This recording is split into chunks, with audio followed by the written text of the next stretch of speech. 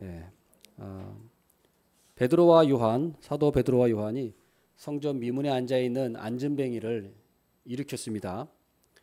놀라운 기적이었죠. 날 때부터 안진뱅이였던 자가 걷고 뛰고 성전에 들어와서 완전히 건강한 사람으로 일어났습니다. 건강해졌습니다. 기적이 일어났습니다. 그러자 사람들이 베드로와 요한의 그 능력을 주목했어요. 베드로와 요한을 붙들고 이제 베드로와 요한을 주목하니까 베드로와 요한이 아니 왜 우리를 주목하느냐? 왜 개인의 경건과 권능으로 이 사람을 낫게 한 것처럼 왜 우리를 주목하느냐? 하면서 이제 막 오히려 베드로와 요한이 어떻게 보면 안절부절 못하죠. 그리고서는 그때부터 베드로의 설교가 시작이 됩니다. 그래서 그 설교의 내용이 이제 오늘 본문에 나오고 있습니다. 그런데 이 본문의 내용은 바로 예수 그리스도에 대해서 바로 설교한 거였습니다. 예수 그리스도에 대해 설교한 거예요. 자, 보십시오. 기적이 일어났습니다. 기적이 일어나서 사람들은 항상 기적을 주목해요. 기적을 주목하고 그 기적을 일으킨 사람을 주목합니다. 그러나 우리 사도들은 항상 기적을 베풀고 나서 그 관심을 예수 그리스도에게로 돌렸어요. 설교를 통해서 복음 전파를 통해서 항상 기적을 베풀고 예수 그리스도를 선포했어요. 사람들이 기적을 주목하는 것이 아니라 그걸 도구로 해서 예수 그리스도를 주목하고 예수 그리스도가 누구신지, 특별히 이 안진뱅이를 낫게 한 분은 바로 예수 그리스도다. 내가 비록 사도지만 내 권능도 아니고 내가 가진 권능으로 이 사람을 낫게 한 것도 아니고 내 경건, 내 어떤 믿음의 신실함으로 이 사람을 낫게 한 것도 전혀 아니다. 그러니까 사도 내 능력으로는 이 사람을 낫게 한 것이 전혀 아니다. 오직 예수 그리스도의 능력이, 예수 그리스도의 이름이 이 사람을 낫게 했다라는 것을 분명히 베드로가 전하고 있는 겁니다. 그래서 사도들은 꼭 베드로만이 아니라 이렇게 항상 그랬어요. 기적이 일어나면 그 영광을 예수 그리스도께 돌렸어요. 실제 그렇기 때문에 또 사도들의 능력이 한 것이 아니기 때문에 사도들은 통로일 뿐이지 예수 그리스도가 하신 거예요. 그래서 오직 예수 그리스도만을 높였다는 겁니다. 절대로 사도들은 자신들을 영광을 높이지 않았어요. 자기들의 이름을 내세우지 않았고 오직 예수 그리스도의 이름을 내세웠어요. 자, 우리가 바로 마찬가지입니다. 우리의 신앙도 마찬가지예요. 사도들도 그 큰 기적을 베풀었음에도 불구하고 자신들을 전혀 내세우지 않았어요. 오직 예수 그리스도의 영광을 높였습니다. 우리 신앙도 마찬가지입니다. 우리가 무슨 큰 일을 하고 어떠한 위대한 일을 했다 할지라도 우리는 오직 예수 그리스도의 이름만을 높여야 돼요. 오직 예수 그리스도의 영광만을 높여야 돼요. 당연한 건데 당연하지 않은 사항들이 너무 많습니다. 천주교를 보십시오. 오직 예수 그리스도에게만 영광을 돌려야 되는데 성당에는 꼭 마리아상을 세워놓고 마리아에게 영광을 돌립니다. 그리고 교황이라는 존재를 세워서 교황을 높입니다. 예수 그리스도의 머리는 교회의 머리는 예수 그리스도인데 교회의 머리를 교황으로 세워놨어요. 예수 그리스도를 제쳐두고 교황을 그 자리에 앉혀놨어요. 이게 다 뭡니까? 오직 예수 그리스도에게만 돌려야 될 영광을 돌리지 않은 거예요. 가로챈 거예요. 이단 교주도 마찬가지입니다. 이단 교주들도 예수 그리스도에 대한 돌려야 될 영광을 자기들이 가로채죠. 예수 그리스도가 이루지 못한 그 사역을 자기가 하러 왔다. 이렇게 얘기하면서 예수님의 영광을 자기가 가로챕니다. 우리 지금 정통 교회라고 하는 교회도 어떻습니까? 어떤 특정한 목사의 카리스마를 내세워서 예수님의 이름이 높아지는 것이 아니라 그 목사의 이름, 목사의 어떤 그 능력, 실제 능력이 있는지 없는지 모르겠지만 어쨌든 교회 사이즈가 크다는 이유로 능력의 종으로 둔갑합니다. 그냥 사람만 많으면 능력의 종이 돼버려요. 그러니까 뭘 해서든 간에 하여튼 사람을 무조건 많이 모으려고 하는 그 사람들이 진짜 예수 그리스도의 사람으로 변화됐는지 정말로 그 사람들을 말씀으로 목양하는지, 정말 한 사람 한 사람 그런 목자의 마음으로 그 사람들 목양하는지 상관없이 무조건 교회만 키우는 거죠. 그러면 어쨌든 능력의 종으로 인정받기 때문입니다. 그러나 사실은 대부분 지금 뭐 대형 교회들 보면 어떻습니까? 사실은 보면은 지금 대형 교회들은 다 사실은 자연적으로 커진 거예요. 시골에 있는 교회들이, 시골에 있는 사람들이 도시로 몰리면서 교회가 커진 거지. 만약에 도시에 큰 대형 교회 목사님이 아무리 능력이 있어도 시골에 가서 목회했다고 생각해 보십시오. 거기 사람들이 도시로 빠져나가는데 아무리 무슨 능력이 많은 목사일지라도 재간이 있겠습니까? 돈 벌러 다 도시로 나가는데. 그러니까 사실은 지금 큰 교회들, 물론 능력 있는 목사님도 많이 있으시겠죠. 그러나 제가 봤을 때는 대부분은 거의 자연적으로 유입돼서 수평 이동으로 그저 커진 거지, 뭐 그 목사가 대단해가지고 능력을 발휘해가지고 그런 것은 아니라는 것입니다. 그런데 그럼에도 불구하고 뭔가 자기가 대단한 것처럼, 대단한 능력을 발휘해서 그런 주의 종이라서 이렇게 된 것처럼 하는 그런 일들은 사실은 우리가 예수 그리스도의 영광을 가로채는 겁니다. 우리가 오직 그 예수 그리스도의 이름만을 높여야 될 줄 믿습니다. 16절 말씀 보면은, 그래서 그 사도들이 예수 그리스도의 이름만을 높이는 겁니다. 16절 보면 그 이름을 믿음으로 그 이름이 너희가 보고 아는 이 사람을 성하게 하였나니. 자, 보세요. 이름이 두 번이나 나옵니다. 그 이름을 믿음으로 그 이름이 너희가 보는 이 사람을 성하게 하였느니라. 그래서 사도들의 설교의 핵심은 이뿐만이 아니라 사도들의 설교 전체를 보면 사도들의 설교 핵심은 항상 예수 그리스도예요. 예수님입니다. 사도들의 설교의 핵심은 성령님이 아닙니다. 사도들의 설교의 핵심은 성령님이 아니에요. 사도들은 성령님을 전하지 않았어요. 사도행전의 설교들을 다 보십시오. 베드로의 설교나 사도 바울의 설교를 보십시오. 사도 바울의 설교를 봐도 그 핵심은 항상 예수 그리스도, 예수님의 죽으심과 부활을 전했지 성령님을 전하지 않았어요. 그럼 성령님을 전하지 않았지만 예수 그리스도의 죽으심과 부활을 전했을 때 바로 그때 성령님의 역사가 일어난 거예요. 그런데 어떤 사람들은 말마다 성령 찾습니다. 되게 성령 충만한 사람인 것처럼, 말만 성령 찾으면은 성령 충만한 사람인 것처럼 무슨 말만 하면 성령님 찾아요. 설교할 때도 목사님도 성령님에 대한 설교만 주구장창 합니다. 성령님에 대한 설교를 해요.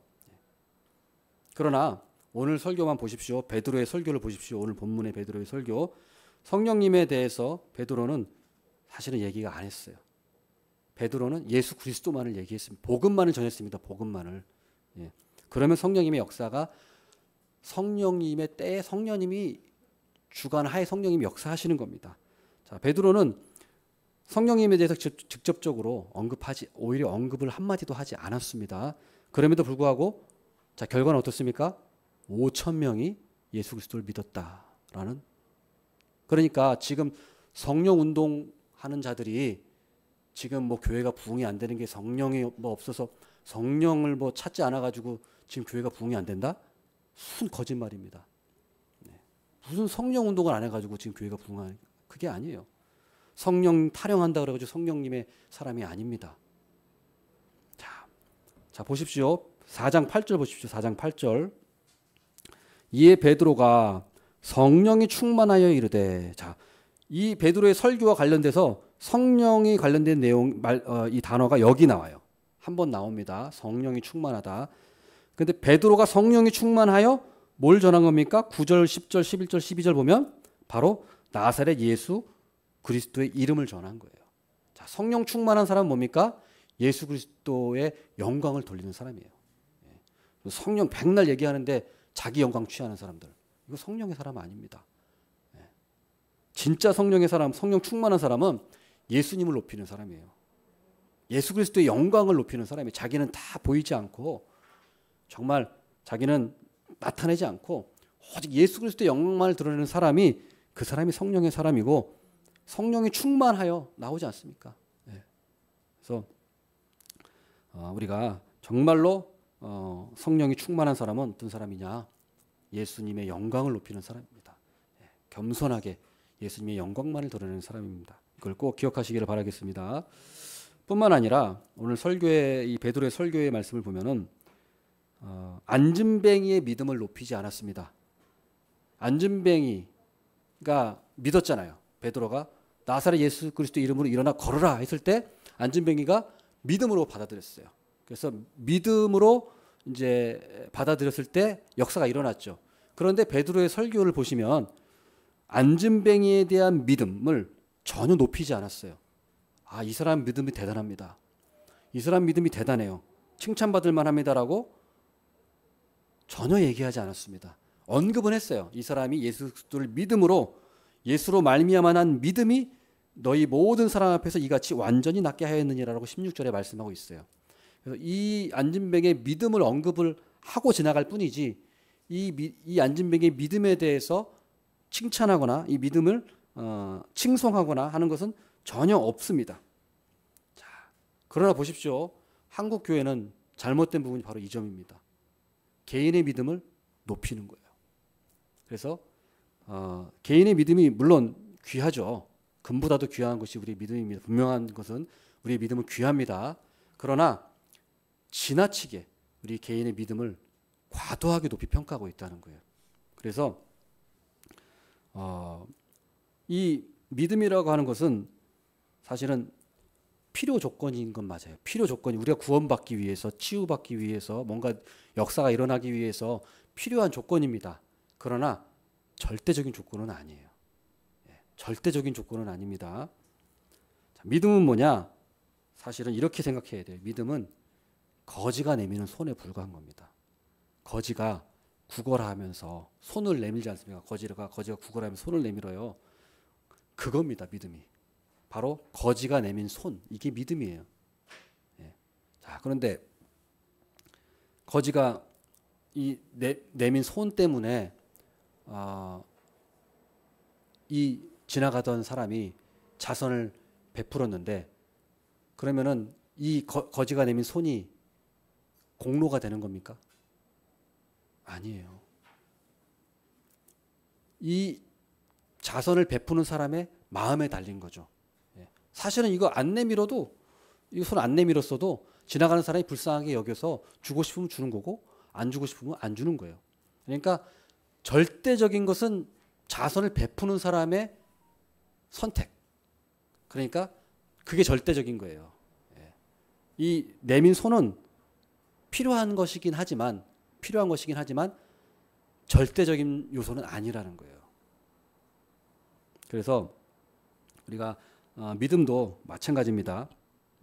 우리의 어떤 손을 내밀었다고 해서 그것이 공로가 되지 않아요. 우리의 믿음이 그래서 공로가 아니라는 거예요. 그런데 우리 한국교회는 오류가 뭐냐면 이 믿음을 공로로 여기는 거예요. 그래서 믿음으로 구원받는다고 하는데 그것까지는 맞아요. 행위로 구원받는 게 아니야. 믿음으로만 구원받는다는 것까지는 인정을 하는데 어떻게 된 것이 믿음이 또 공로가 돼버렸어요. 그것도 결국에는 행위 구원이에요. 그러면 믿음이 공로가 돼버리면 그것도 행위 구원이 돼버리는 겁니다. 믿음으로 구원받는다는 말에는 그 진정한 의미는 은혜로 구원받는다는 말이에요. 사실은 은혜로 구원받는다는 것을 믿음으로 구원받는다는 것과 같은 말이에요. 그게 그러니까 믿음으로 구원받는다고 했는데 그게 내 공로로 생각돼 버리면 그것은 더 이상 은혜가 되지 않습니다. 그래서 내가 손을 내밀었다고 할지라도 주고 안 주고 돈을 주고 안 주고는 나한테 달려 있는 게 아니라 자선을 베푸는 사람의 마음에 달려 있는 거예요. 우리도 어떤 역사가 일어난다. 물론 우리의 믿음이 필요합니다. 그러나 일어나고 안 일어나고는 하나님의 결정에 달린 거예요. 하나님의 결정에 달린 구원도 마찬가지입니다. 그래서 믿음이 필요 조건이긴 합니다. 필요 조건이긴 하나 우리의 절대적인 조건은 아니라는 거예요. 절대적인 조건은 아닙니다. 공로가 될 수도 없어요. 자, 디모데전서 1장에 보면은 사도 바울이 자신에 대해서 이렇게 얘기합니다. 자신의 그런 신앙에 대해서 디모데전서 1장 13절에서 16절 보면은 내가 전에는 비방자요, 박해자요, 폭행자였으나 도리어 긍휼을 입은 것은 내가 믿지 아니할 때 알지 못하고 행하였음이라. 자, 자신은 비방자요 박해자요 폭행자였으나 하나님이 은혜를 베푸셔서 내가 구원을 받게 된 것이다. 미쁘다 15절에 보면 미쁘다 모든 사람이 받을 만한 이 말이요 그리스도 예수께서 죄인을 구원하시려고 세상에 임하셨다 하였도다. 죄인 중에 내가 괴순이라. 그러나 내가 긍휼을 입은 까닭은 예수 그리스도께서 내게 먼저 일체 오래 참으심을 보이사 후에 주를 믿어 영생 얻는 자들에게 본이 되게 하려 하심이라. 그래서 바울도 뭐라고 합니까?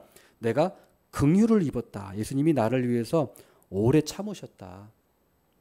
오래 참으셔서 자신은 예수님의 긍휼을 입은 사람이지 내 공로로 구원받은 것이 아니다라는 것을 분명히 해주고 있어요. 그래서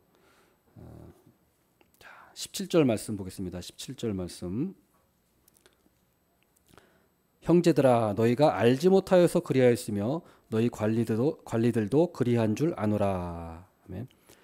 너희가 알지 못해서 그리한 줄 안다. 바울이 이제 그 유대인들에게 말하는 거예요. 너희들이 알지 못해서 그런 건 줄 알아.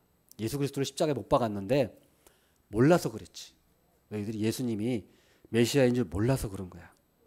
자, 여기서 보면은 베드로의 이 말씀이 아주 사실은 너그럽게 말하고 있어요. 너그럽게. 유대인들을 향해서 어떤 그 죄책감을 조장하거나 공포심을 조장하지 않았어요. 다만 너희들이 그때 열심은 있었다. 하나님에 대한 열심은 있었지만 잘못된 열심이었어. 맹목적인 열심이었어. 하나님에 대한 바른 지식이 없이 열심만 있었던 거야. 이렇게 사실은 너그럽게 타일르는 거예요. 베드로가 유대인들에게. 그래서 우리가 설교도 마찬가지입니다. 어떤 공포심을 조장해가지고 또 어떤 죄책감을 막 자극해가지고 하는 것은 사실은 잘못된 거예요. 네. 물론 우리가 책망은 해야 돼요. 잘못된 부분에 책망은 해야 됩니다. 잘못된 부분은 시시비비를 가리고 책망은 해야 돼요. 잘못된 부분에 대해서는 또 엄히 책망할 때는 엄히 책망도 해야 되지만 공포심을 조장하는 건 다른 거예요. 공포심은 다릅니다. 그리고 죄책감을 자극해서 사람들을 막 흥분시켜가지고 어떤 인간적인 방법으로 해보려고 하는 그런 일들이 사실은 많이 있었어요. 예. 그래서 어떤 목사님들은 막 공포심을 조장하고 막 너무 막 지나치게 막 지옥의 불을 막 얘기하면서 완전히 사람들 막 능지처참을 당해야 될 사람들로 예? 완전히 다 그냥 그렇게 다 낭떠러지로 밀어버리는 예? 완전히 심지어는 인격 모독도 막 서슴지 않고 그래서 그런 좀 지나친 모습들도 많이 있었습니다. 그러나 베드로의 설교를 오늘 보면은 책망을 해요. 앞에 보면은. 그러나 책망을 하지만 그러니까 너희들이 십자가에 못 박은 그 분이 바로 예수 그리스도다. 너희들이 바로 그 예수 그리스도를 죽인 장본인들이다라고 얘기합니다. 책망이죠. 근데 그것은 사실을 얘기한 거예요. 사실을 얘기했지 과장하거나 뭐 그 사람들에게 공포심을 조장하려고 그 말을 한 건 아니고 또 뭐 죄책감을 막 자극해가지고 하려고 한 것은 아니었어요. 그래서 우리가 하나님의 말씀을 전할 때도 그걸 유념하면서 우리가 전해야 된다는 거죠. 수련회 같은 경우도 사실은 목사나 어떤 뭐 전도사님들은 뭐 특별히 학생회나 이런 데 수련회 가면 부담이 상당히 느껴요. 그날 뭔가 일어나야 되거든요. 뭔가 특히 둘째 날 저녁. 예. 근데 둘째 날 저녁은 뭔가 애들이 뒤집어져야 돼. 그러니까 그건 좋아요. 근데 그러기 위해서 막 억지로 막 애들을 막 울게 만들고 막 뭐 초등학생들 보면 막 너무 막 애들을 막 몰아세워가지고 얘들이 진짜 죄를 회개해서 우는 건지 무서워서 우는 건지 분간이 안 될 정도로 좀 그런 경우도 사실 저는 많이 봤어요. 예, 그러니까 그거는 사실 성령께 맡겨야 되는 거예요. 그거를 목사가 억지로 그거는 오늘 둘째 날이니까 오늘 은혜 안 받으면 오늘 안 돼 하면서 막 억지로 막 울게 만들고 막 이렇게 하는 경우가 있는데 사실 그거는 좋은 게 아닙니다. 그거는 인위적인 거고 인간적인 능력이에요. 그냥 차라리 복음을 그저 전하고 사실대로 말해야지 너무 감정을 자극하고 막 울게 만들려고 막 하고 막 분위기 막 조성해서 막 목소리 막 해가지고 막, 예? 막 무섭게 하고 막 눈물 짜고 콧물 짜게 만들고. 근데 사실 그런 뭐하면 그 다음날 되면 뭐 도루묵이에요. 그거는 그냥 감정적인 카타르시스에 불과한 거지 실제로 뭐 그게 성령님의 역사냐? 그거는 아니라는 거예요. 그래서 우리가 오늘 베드로의 설교를 보면 전혀 그런 모습이 없어요. 뭔가 오늘 유대인 너희들 잘 만났다. 오늘 너희들 죄책감 한번 느껴봐라. 막 긁어보자. 이게 아니에요. 그냥 있는 그대로를 얘기했어요. 그리고 오히려 너희가 그때는 알지 못해서 그랬어. 오히려 너그럽게 얘기하고 있어요. 너그럽게. 타일르고 있어요. 예. 그랬는데도 하나님의 역사가 일어나서 5천 명이 예수 그리스도를 믿는 역사가 일어나지 않습니까? 그러니까 우리가 인위적으로 하면 안 돼요. 인위적으로 막 오늘 무조건 막 오늘 은혜 받아야 된다. 막 성령 체험해야 된다. 그렇게 할 필요가 없다는 거예요. 자, 오늘 말씀 보겠습니다. 18절 말씀 보십시오. 18절. 그러나 하나님이 모든 선지자의 입을 통하여 자기의 그리스도께서 고난 받으실 일을 미리 알게 하신 것을 이와 같이 이루셨느니라. 그래서 무지로 너희들이 무지해서 예수 그리스도를 죽였다. 그러나 너희들이 그렇게 예수 그리스도를 몰라서 죽였는데 놀라운 걸 말하는 거예요. 놀라운 신비를 말해준다. 그러면서 그런데 너희들이 예수 그리스도를 죽였는데 놀랍게도 하나님께서는 그거를 통해서 너희들이 비록 악한 마음으로 그렇게 했지만 예수 그리스도를 죽으심을 통해서 우리의 대속을 이루신 거야. 우리의 구원을 위해서 그걸 쓰신 거야. 그걸 얘기하는 거예요. 그래서 이것은 예수님이 십자가에 죽으신 것은 하나님의 선지자를 통해서 미리 말씀하신 것이고 계획하신 거였어. 그러니까 너희들이 그때는 몰라서 예수 그리스도를 죽였어. 그렇지만 그렇다고 그것 때문에 절망할 필요는 없다. 그걸 말하는 거예요. 그래서 대신에 소망을 주는 거예요. 소망을 주는 겁니다. 너희들이 그렇게 악한 짓을 했지만 하나님은 그걸 통해서 구원 역사를 이루셨어요. 그리고 예수 그리스도의 죽음은 이미 선지자들을 통해서 이미 예언하신 것이고 계획하신 대로 된 거야. 그걸 말해주는 겁니다. 그러니까 하나님의 놀라운 신비를 생각해라. 너희들이 그때는 몰라서 했지만 너희들이 지금 소망의 길이 있어. 회개할 길이 있어. 지금 회개하면 죄를 용서받는 길이 열린 거다. 이거를 베드로가 그러니까 유대인들에게 절망을 주는 게 아니라 너희들이 그런 악한 짓을 저질렀지만 소망이 있어. 지금이라도 예수 그리스도를 믿으면 그 죄가 용서받는다. 참 놀라운 일 아니겠습니까? 예? 아니 메시아를 죽였으면은 그건 진짜 능지처참해 지옥에 들어가야 될 그런 사람들이잖아요. 예수 그리스도를 십자가에 못 박은 장본인들인데. 그런데 놀랍게도 그 죄, 그런 끔찍한 죄를 저질렀음에도 불구하고 예수 그리스도를 믿으면 죄가 용서받는다. 이거를 알려준 거예요. 그러니까 이 사람들이 얼마나 감격스럽겠어요. 그러니까 이 베드로의 설교를 보면 낭떠러지로 밀어버린 것이 아니라 소망의 문을 열어준 거예요. 소망의 문을 열어줬어요. 길이 있다는 거예요. 은혜의 길을 알려준 겁니다. 그래서 19절 말씀 보십시오. 그러므로 너희가 회개하고 돌이켜 너희 죄 없이 함을 받으라. 이같이 하면 새롭게 되는 날이 주 앞으로부터 이를 것이요. 아멘. 아무리 큰 죄인일지라도 회개하고 용서를 구하는 자는 하나님이 용서해 주신다는 거예요. 이게 또 하나님의 놀라운 자비요 은혜입니다. 예? 하나님은 아무리 큰 죄를 저질렀을지라도 회개하는 자는 반드시 하나님은 받아주세요. 용서해 주세요. 그게 하나님의 자비입니다. 하나님의 자비. 그러니까 우리가 잘못을 저질렀을 때 우리가 하나님께 나아가서 용서를 구하고 회개하는 것에 대해서 우리가 그걸 해야 돼요. 계속. 그걸 주저하면 안 돼요. 나 또 죄 졌으니까 이제 하나님께 버림받았겠지 하면서 하나님께 못 나가. 이렇게 할 게 아니라 하나님께 죄를 지었으면 70번 죄를 지었으면 70번 나가야 돼요. 70번씩 7번이라도 죄를 지었으면 하나님께 용서를 구해야 돼요. 그걸 포기하면 안 돼요. 그걸 포기하는 순간 절망에 빠지는 거예요. 그러나 그 죄를 용서받는 그걸 포기하지 않는 사람은 절대 좌절하지 않아요. 계속해서 물론 죄를 짓지 않으려고 노력을 해야 되지만 우리 인간이기 때문에 또 결코 완전하지 않지 않습니까? 우리는 죄를 또 지을 수밖에 없고 그럴 때 우리는 나가야 되는 거죠. 그러면 우리 하나님께서 회개하는 자는 반드시 모든 죄를 용서해 주는 줄 믿습니다.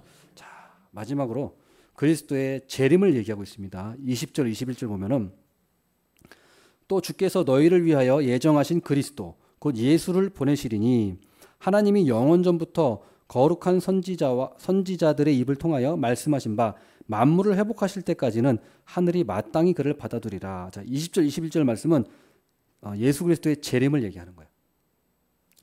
재림까지 벌써 얘기합니다. 예수님을 이제 하늘에 올라가셨지만 이제 다시 보내주실 것이다. 지금 예수님이 오시기 전까지는 하늘이 예수님을 받아두고 있다. 이제 이렇게 얘기하고 있는 거예요. 예수 그리스도의 재림을 얘기하고 있고, 그다음 22절 말씀 한번 보겠습니다. 모세가 말하되 주 하나님이 너희를 위하여 너희 형제 가운데서 나 같은 선지자 하나를 세울 것이니 너희가 무엇이든지 그의 모든 말을 들을 것이라. 자, 여기서 보면은 이제 예수님이 오실 것인데 아직 오진 않았지만 이제 언젠가 마지막 때 오실 것인데, 그럼 이제 무엇이 중요하냐라고 말했을 때 이제 22절에 말하는 거죠. 이제는 너희들이 오직 예수 그리스도의 말씀만 따라가라, 이 말을 하는 거예요. 이 모세가 나와 같은 선지자 하나를 세우겠다고 얘기했는데 그 선지자가 바로 예수 그리스도다. 그래서 나와 같은 선지자 하나를 세울 것이니 너희가 무엇이든지 그의 모든 말을 들을 것이라, 이렇게 얘기했지 않습니까? 이게 신명기 이제 18장 15절에 나오는 말씀인데, 이게 무슨 말이냐면 바로 베드로가 이 얘기를 하는 거예요. 이제 너희들 회개하고 돌이켰으면 이제 예수 그리스도의 말씀만을 따라, 이제 예수님의 말씀만을 따라 살아, 이걸 얘기하고 있는 거예요. 예수님이 이제 오실 건데 오시기 전까지 우리는 예수님의 말씀만을 순종하면서 그분의 말씀만을 들으면서 따라가라, 이제 그걸 얘기하고 있는 거예요. 그래서 변화산에서도 하나님께서 예수님에 대해서 뭐라고 합니까?